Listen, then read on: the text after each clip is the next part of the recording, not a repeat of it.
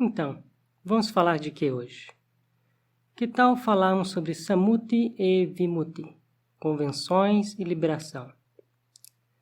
Bem, Sammuti, que normalmente é traduzido como convenções ou determinações, é algo que as pessoas dão nome. E assim, convenções, Sammuti, surgem. Da mesma maneira que nós que nos juntamos aqui hoje, temos homens, temos mulheres, temos monges, e essas coisas são apenas convenções. Por exemplo, uma pessoa que se ordena como monge, nós determinamos, ele é um monge. Hoje tivemos uma família que veio trazer o filho para se ordenar. Depois da cerimônia terminada, determinamos que ele é parte da Sangha, mas ele ainda não é um monge de verdade por dentro. É parte da Sangha, mas somente por convenções que adotamos. A mente é o elemento que recebe as impressões dos sentidos. E tendo recebido essas coisas pelos sentidos, nos iludimos nelas. E surge gostar e não gostar. E vamos nascer e morrer no Sansara. O Sansara está aqui, no momento presente. Está aqui hoje, onde nascemos e morremos várias vezes, desde que nascemos de manhã. Recebemos alguma impressão pelos sentidos e nos deleitamos naquilo, ou repudiamos aquilo, e não sabemos o porquê. A mente gosta disso e não gosta daquilo. O olho vê forma e sente que gosta, às vezes não gosta. Os ouvidos ouvem um som, é a mesma coisa. Olho vê forma, ouvido ouve som, nariz sente cheiro, língua sente o gosto, corpo sente toque, ou percebemos algo na mente. Por que nossa mente gosta e não gosta das coisas? Por quê? Quem treinou a mente desse jeito? É natural de que as bases dos sentidos internos, olho, ouvido, mente, etc., se encontrem com as bases dos sentidos externos, que são formas, sons, pensamentos, etc. E assim surge uma impressão, e a mente vai se agarrar nessa impressão, e aí se ilude em convenções e determinações. Eu e meu surgem. Quando eu e meu surgem, sensações, felicidade, sofrimento surgem. Desejo surge, surge apego, surge existência e nascimento, aqui no momento presente. Em um único dia, desde manhã, quando levantamos, existência e nascimento surgem de monte. E vamos nascendo e morrendo. São experiências dos sentidos na mente durante o dia. E nós fazemos o que com isso? Se simplesmente negarmos que essa mente existe, isso vai funcionar? Se dissermos que não precisamos de nada, de que não queremos experienciar mais nada, é isso uma coisa que podemos desejar? Não podemos desejar que essa mente simplesmente suma, dizer que ela não é nossa e não querer experienciar mais nada. Não dá para ser assim. Porque ela é um elemento do Dharma, é o elemento que recebe as impressões dos sentidos. Praticantes de Samadhi na época do Buda entendiam que receber impressões de sentidos era o problema, porque é a partir disso que temos proliferações, temos senso de eu, etc. E por isso eles se dedicavam a Samadhi, e buscavam felicidade em Samadhi somente, até o ponto que a mente ficava incrivelmente calma, quase no ponto de Nirvana, e eles entendiam que essa era a felicidade última. Mas o Buda foi buscar conhecimento. O Buda havia construído seus paramis, isso é, qualidades espirituais, ao máximo. E buscava uma felicidade de outro tipo, uma felicidade que não tem mudança. Quando o Buda nasceu, ele tinha de tudo, mas viu que nós temos que envelhecer, adoecer e morrer, e nos separar do que gostamos. Por que temos que envelhecer? Por que temos que adoecer?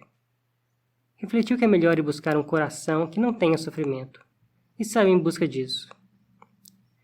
Ele foi estudar Samadhi com grandes mestres. Em pouco tempo já tinha Samadhi firme, e alguma sabedoria surgiu ali. Mas ele contemplou e pôde ver que esse não era o caminho. Isso mostra quanta sabedoria que o Buda tinha. Então ele continuou a buscar.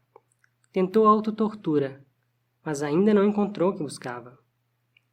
Então veio a praticar a Samadhi correta, meditando na respiração até que a mente se acalmou e conhecimento especial surgiu, de maneira que pôde recordar seus nascimentos anteriores, e também pôde conhecer o karma dos seres.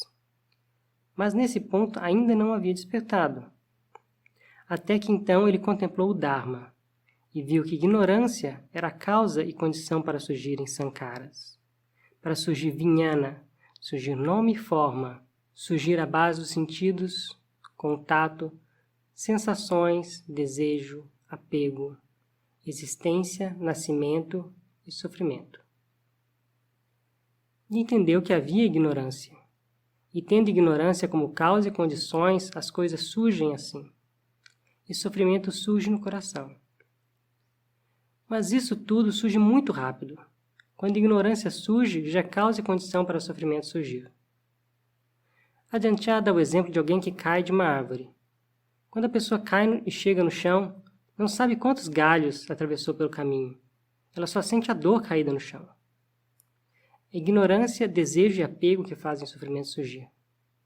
Quando o Buda contemplou e entendeu que por causa dessa ignorância existe eu e meu, ele pôde cortar as quilesas, as corrupções mentais, pela raiz, e viu que eram tudo convenções. Na verdade, não existe um eu. Por causa de estarmos iludidos é que há esse eu, com que nós construímos karma bom e ruim. E durante o dia, rodamos nascendo e morrendo no samsara. Durante uma vida, nascemos e morremos inúmeras vezes. Mas o Buda superou isso. O Buda ensinou vimutti, liberação do apego, do agarrar.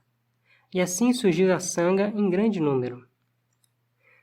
Quando eu fui estudar com Ajahn Chah, ele nos ensinava a superar o apego, a largarmos das coisas mentais e materiais, a contemplar e entender a verdade. Que quando surge alguma coisa na mente, vemos que é incerto, impermanente. Contemplamos e então largamos mão daquilo, de todas as impressões na mente. Às vezes Ajahn Chah não ensinava por palavras, mas por exemplo.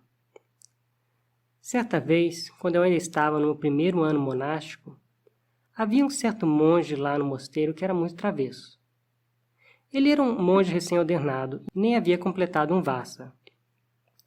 Mas um dia ele foi na cabana particular de Ajahn Chah, sem permissão de ninguém. Entrou no quarto dele, pegou os lençóis e cobertores e levou para botar no sol. Ele queria alguma coisa com isso. Na época, eu não conseguia largar a mão daquilo. Sinceramente, não gostava nada desse monge. Mas por que ele foi fazer esse negócio? Sabe, não pediu permissão de ninguém? E ainda vai no quarto particular de Ajahn Chah, que é um lugar onde todos os monges têm bastante reverência e apego. O que ele foi inventar essa história? Mas vale ressaltar que Ajahn Chah nem ligou, não se importou, deixou para lá, como se nem tivesse visto. Mas ele sabia. Depois de vários dias, aquele monge me contou que queria testar. Se Ajahn Chah é um arahant, então ele consegue não se incomodar e só deixar para lá? Será que ele vai ficar com raiva de mim, vai ficar bravo comigo? Só vou testar para ver se ele é um arahant. Vou ver se ele sabe abrir a mão das coisas de verdade. Daí, Ajahn Chah depois não deu nenhuma bronca. E o monge criou fé e respeito. Mas, 2 anos depois, ele largou a vida monástica e foi ser professor. Começou uma família e voltou com eles juntos para prestar respeito a Ajahn Chah. E Ajahn Chah ainda podia lembrar da cara dele. Assim que ele terminou de se prostrar, Ajahn Chah perguntou: "E aí, já deixou de ser travesso?" E o ex-monge ficou sem resposta. Ajahn Chah sabia das intenções dele, sabia o que ele estava pensando. Ele estava ensinando sobre largar a mão das coisas. Mas os outros monges não gostavam daquilo, ainda não podiam abrir mão. Só que, vendo Ajahn Chah abrindo mão, podiam contemplar os jeitos deles. Isso é o conhecedor. Ele entendia, não se agarrava ao senso de eu. Nós temos que treinar. Às vezes nós experienciamos algo, e nossa mente vai se agarrar ali, e sofrimento surge. Essa coisa que experienciamos é só isso. Os pensamentos que proliferam, surgem e acabam. Se tivermos sati boa, veremos surgir e acabar. Isso que experienciamos não é um ser, um eu ou um ele. A mente que experiencia também não é um ser, um eu ou um ele. É apenas uma mente. Nós temos sati, estabelecemos a mente. Contemplamos e largamos daquilo que estamos experienciando. Largamos do elemento conhecedor. Não nos agarramos como eu ou meu. Portanto, temos que treinar nossa mente para entender sobre Sammuti, as convenções e determinações. A mente experiencia algo. E se nossa mente tem sati, tem boa sabedoria, ela não vai se agarrar no que experiencia. A mente e o que ela experiencia se separam, cada um uma coisa. E então nosso coração não sofre. Hoje em dia, nós podemos culpar as coisas que experienciamos, que entram na nossa mente e fazem sofrimento e estresse surgir. Não entendemos por que não gostamos de tal e tal pessoa, por exemplo. Procuramos a resposta do lado de fora. Mas, se formos olhar para dentro, nossa mente e coração, o sentimento de raiva, má vontade, medo, ou o sentimento de gostar e aprovar, de onde eles surgem? Eles vêm da mente, que se ilude em convenções, porque se agarra ao senso de eu e meu. Daí treinamos nossa mente iludida para ela adquirir conhecimento, entender melhor, que animais, pessoas, nós, etc., não existem. No Satipatthana Sutta, no campo do corpo, contemplamos o corpo com sati, sabendo seu ir e vir, contemplando que ele é um agregado de elementos. Trazer isso para a mente até ela se acalmar e ter samadhi firme. Aí então a mente se aquieta. Se a mente prolifera, acabamos iludidos nos sankaras. Se observamos as coisas em tempo, sabedoria que vem da meditação surge. Bhavana Maya Panya surge. Vemos que não tem um eu de verdade, um ser, um eu ou um ele. É apenas um corpo. Isso é Vipassana, sabedoria surgindo. Daí entendemos, as pessoas andando de um lado para o outro, as coisas materiais no mundo, são tudo convenções. Eles surgem e acabam, surgem e acabam. Vemos as pessoas andando como se fossem apenas bonecos, e sabedoria surge. Vendo as convenções, liberação ocorre, e nos liberamos dos apegos. Ou se nossa mente tem embalo, vamos nos separar dos elementos e khandas, dos átomos, elétrons, das coisas mais refinadas. Se contemplamos esse corpo como formado de átomos, dessa maneira tão refinada, veremos que ele é vazio.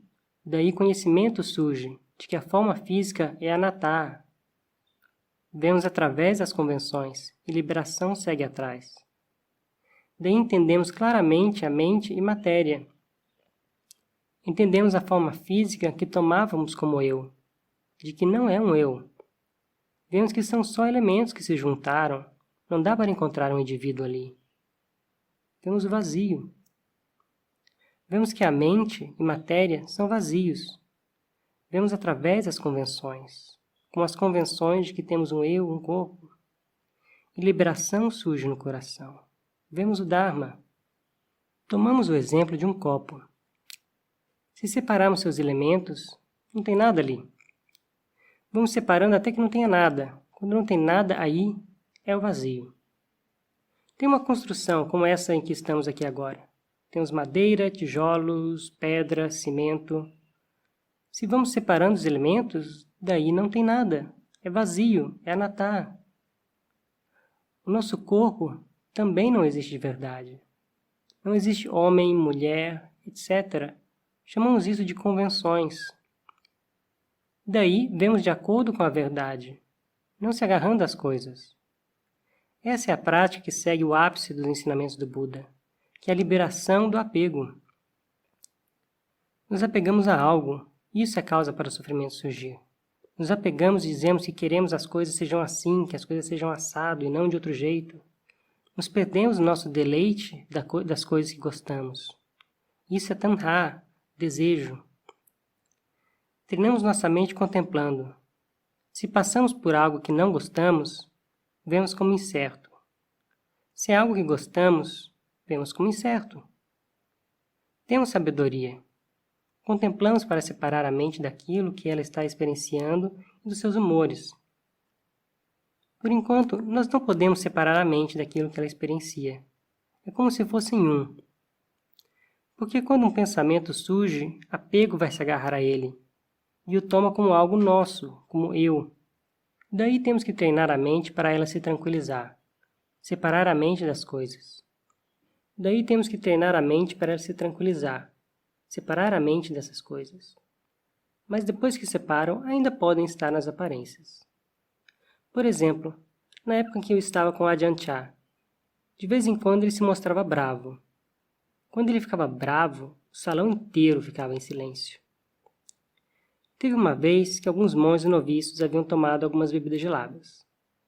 Mas as garrafas térmicas em que elas vieram, eles deixaram lá, não limparam nem guardaram. E Ajahn Chah veio andando por ali com a sua bengala. Era de manhã e ele olhou aquelas garrafas ali largadas, aquela bagunça. Então ele pegou a bengala e pá! Acertou as garrafas, pum, daquele jeito. Elas rolaram pelo chão. Ele era como um mestre zen, fazendo estardalhaço de bravo. Os monges noviços ficaram quietinhos para limpar a bagunça. Ajahn Chah foi sentar no refeitório depois disso e os leigos vieram prestar respeitos. Mas Ajahn Chah, nesse momento, já estava rindo feliz, conversando com os leigos como se não tivesse nada acontecido. Comparando, um instante atrás ele se mostrava bravo, mas foi só conversar com os leigos e já estava rindo tranquilo, como se nada tivesse acontecido. Ele sabia abrir mão dos humores, embora demonstrasse eles para ensinar seus discípulos. Os monges noviços ficaram quietinhos. Foram comer a refeição deles, mas com bastante cuidado, com medo de fazer barulho com a colher e Ajahn Chah aparecer com a bengala. Tinha 70 monges noviços lá, mas nenhum pio. Ajahn Chah sabia abrir mão das coisas na mente, dos humores e impressões. Ele podia separar essas coisas. Nós temos que treinar nossa mente para ela se tranquilizar.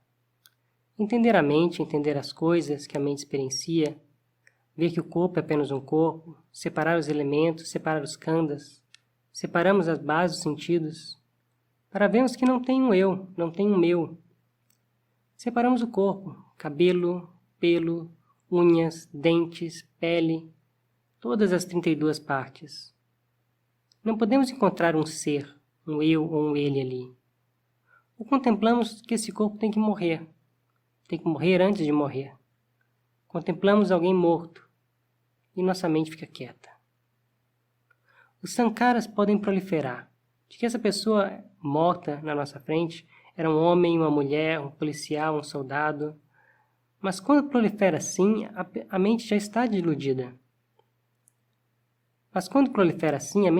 iludida. Porque a mente se agarra a essas proliferações com verdade. Mas quando olhamos com uma mente quieta, não vemos nada, vemos apenas alguém que morreu. E o conhecimento surge imediatamente de que essas proliferações não são verdadeiras, e a mente se torna radiante. Entende as convenções e determinações, entende a verdade, e a mente se livra do apego. Essa experiência é algo que pode acontecer a nós praticantes do Dharma. Isso se mantivermos com postura, sermos esforçados, praticarmos todos os dias e contemplarmos nossas mentes. Porque esse elemento conhecedor tem que ser ensinado a lidar com as coisas que experiencia. Se não ensinamos, a mente vai decair e vai se agarrando a isso e aquilo como eu e meu. Precisamos nos esforçar a ensinar a mente que todas as coisas materiais e mentais não são um ser, uma pessoa, eu ou ele. Vendo isso claramente, podemos acabar com as corrupções mentais pela raiz. Vocês leigos também podem fazer isso. Se praticam todo dia, treinam a mente todo dia. Porque temos um senso de eu, e sofrimento surge. Daí não queremos ter eu. E fazemos o quê? Não dá para se desfazer no ar. Tem que contemplar e fazer sabedoria surgir. Ver que nossa forma física é somente uma convenção. Então a mente se libera. Supera o apego. Supera o agarrar. Podemos extrair nosso apego e pontos de vista incorretos de que isso são um eu. Vemos que isso não somos nós, nem mesmo é nosso. E vendo isso, podemos ver o Dharma. Quando podemos treinar assim bastante, no final poderemos ver claramente, entender a mente e matéria, de que não tem um eu ou meu. Abalaremos ignorância, desejo e apego do coração. Temos que estar decididos a praticar dessa maneira todo dia. Se experienciamos algo, vemos que é só convenção. Se temos gostar e não gostar surgindo, vemos que é só convenção. Temos que ter sabedoria, contemplando constantemente. Então, nosso coração pode abrir mão. E entenderemos de que o Buda pôde atingir o Dharma, assim como seus discípulos Savakas. E isso pode acontecer conosco também. Vemos o Dharma, atingimos o Dharma, entendemos a mente e matéria. Nós temos nosso corpo, que é matéria, e temos a mente, e temos os 5 agregados. Contemplamos com sati observando a mente. Nós nos agarramos àquilo que experienciamos? Se nós nos agarramos ao gostar ou ao não gostar, se fazemos isso, estamos no caminho errado. Temos que praticar no meio, ter sabedoria, ver que todas as coisas são convenções e determinações, e assim nosso coração se libera. Quando vemos, nos perguntamos, existe uma pessoa de verdade aqui? Ele existe? Onde está meu eu? Quem que ama e odeia as coisas? Perguntamos assim para o nosso coração. Praticamos desse jeito, e se temos sati suficiente, sabedoria surge, e podemos superar e largar, e vemos que não há nada, não há um verdadeiro eu ali. Algumas vezes podemos ter medo surgindo. Agora, imaginem que o mundo vai acabar. E com isso, obviamente, todas as pessoas ficam com medo. Quando que o mundo vai acabar? Que dia? Que ano? As pessoas ficam alertas, pensando no fim do mundo. Como antigamente, quando havia ameaça de tomada de poder na Tailândia pelos comunistas. Perguntaram a Ajahn Chah se ele tinha medo, porque os comunistas eles eram avessos aos monges e à religião. E Ajahn Chah respondeu que os comunistas estão sempre aqui. Vamos fugir para onde? Para onde vamos fugir? Da morte? Todas as pessoas têm medo de morrer. Para onde você tentar fugir, você vai morrer do mesmo jeito. É o mesmo que o nosso medo de fim do mundo. Quando o mundo acaba, nós morremos. E tendo ignorância, desejo e apego, nascemos de novo. Ainda não acaba. Consegue entender isso? Temos que ter mais medo das quilesas, as corrupções mentais. Não tem que ter medo das coisas externas. As quilesas que nos trazem para envelhecer, adoecer e morrer. Então, temos que treinar, ter sati, perceber as coisas em tempo, e não se perturbar com as coisas externas. E assim, nós nos soltamos. Temos sati e sabedoria, entendemos que é apenas convenção. Não tem ninguém ali que morre. Não tem o ser, não tem o eu, não tem o ele. E nosso coração se acalma. Como na época que nós fomos prestar respeito a Luang Por Phut. Na época, ele estava com câncer terminal, próximo de sua morte, ou parinirvana. Perguntei a ele como que ele estava. E ele respondeu, não é nada. Bem, ele não era nada mesmo. Era apenas o corpo dele. E ao corpo é natural ser assim. Ele nos ensinou. Para ele não era nada, porque ele já não se agarrava. Ele sabia abrir mão. Não tinha medo da morte próxima. Nós praticamos assim, contemplamos. Quando experienciamos algo, largamos. E não tem mais sofrimento. Porque sofrimento temos por causa do apego. Por hoje é só.